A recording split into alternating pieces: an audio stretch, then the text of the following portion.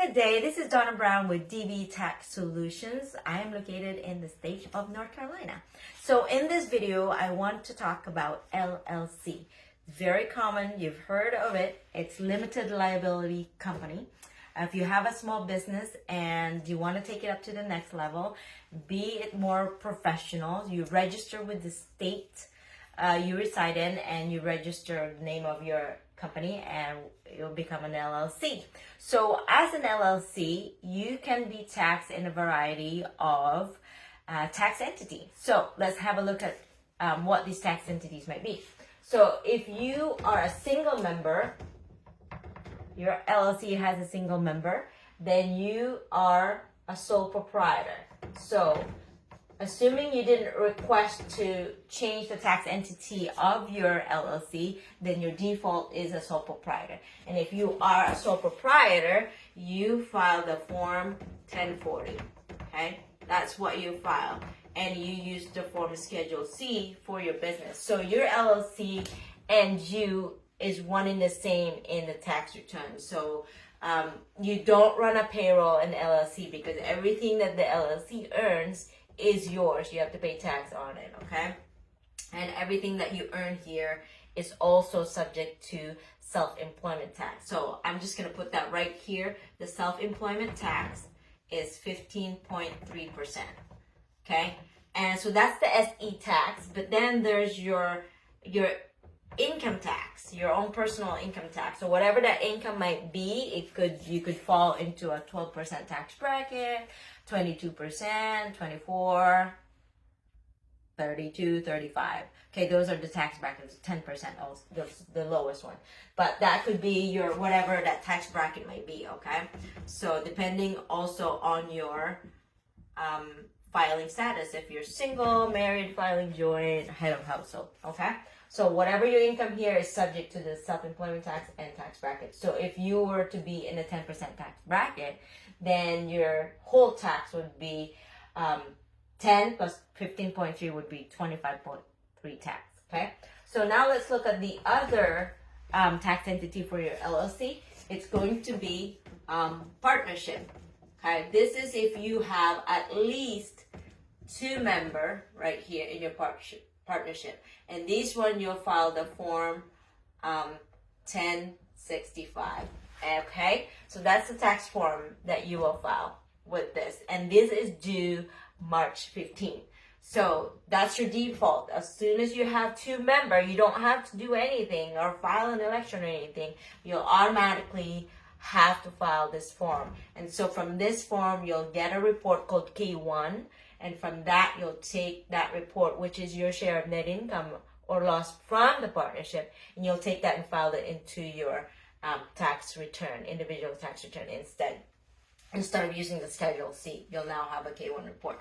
So the other tax entity your LLC can be is an S corp. Now this doesn't matter if you have 1 member or 2 members. If you want to be taxed as an S corp, then you have to make that election with the IRS by March 15th. Okay, remember these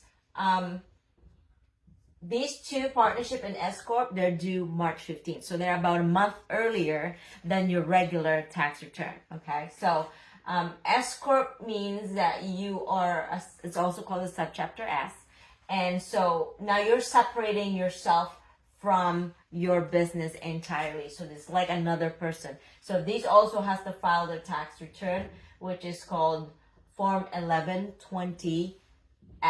Okay, so these 2 produces a form called K1 report, and this report is your share of income or loss from either the partnership or from your S corp, and that's what you will take to file in your tax returns once these 2 are filed.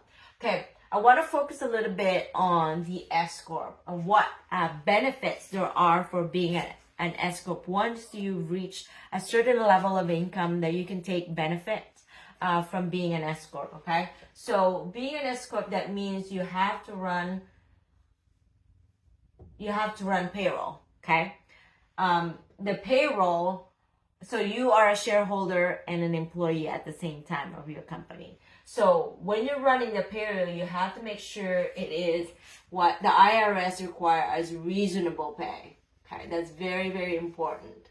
The reason why is because once you have paid yourself the reasonable pay, and if there's excess money in the company, you can take that out and it would be exempt from this 15.3 self-employment tax that I mentioned earlier. All right, so you don't have to pay that. So let's say, for example, your W-2 is $80,000 in this business that you're running as a technician. Let's just say you're a technician.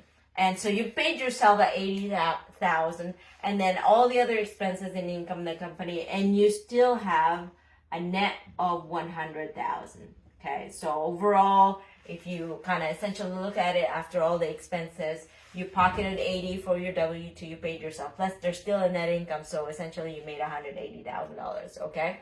So as a sole proprietor right here, you are going to pay, let's just say, transfer that $180,000 over here and here.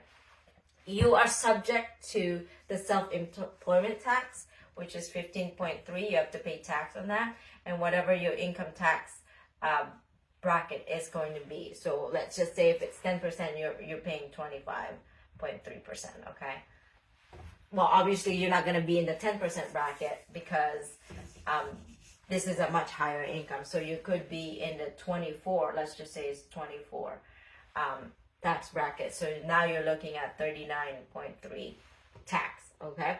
So there is, whereas we're here on the W-2, you are taking care of that 15.3 self-employment tax in the W-2, in the payroll. So in the excess, like in the net income, now, once you've covered this reasonable pay that the IRS required, you can now take this $100,000 net and take it out as your dividend or return of your business, your venture. So now this $100,000 is subject to your 24%, because you still have to pay tax on it, your income tax, 24% tax bracket if you're in that tax bracket. But it's not going to be subject to this self-employment tax anymore because it becomes a passive income. It's not like a self-employed anymore because it's under the S Corp. So essentially, because you don't have to pay this 15.3% self-employment tax, so that's what, $15,300 tax savings already that you don't have to pay tax on. All right, so that's a huge savings. So you got to look at, are you at a point where your business is making a lot of money that now it makes sense to become an S Corp, right? If you're making like 10 grand net income, then maybe it's not quite there yet, just because there's cost to paying a separate tax return. There is a cost to running a payroll, and when you run a payroll, you have to remit those payroll taxes on a monthly basis or quarterly with the state, and the reporting and all that cost. But you have to look at where is a line where you can now benefit from this, okay? Especially if your business is doing really well and you can take out a lot of money and not have to pay that 15.3 self-employment tax because you've already covered the reasonable pay. Because this is very important. Some take advantage of this feature in the S Corp, and some will say, well, I'll just pay myself $10,000, okay, and then I'll take the $170,000 as my draw, and I don't have to pay self-employment tax on. No. So the IRS will look at that. It's like, well, that's not reasonable. Are you saying that you're willing to be paid $10,000 doing the same job that you're doing somewhere else for another company for a whole year? Okay, so that's not reasonable. That's what I mean by that. So you determine in your industry what would be the reasonable pay for the job that you're doing, plus a little bit for managing, putting that cap on for managing this whole business.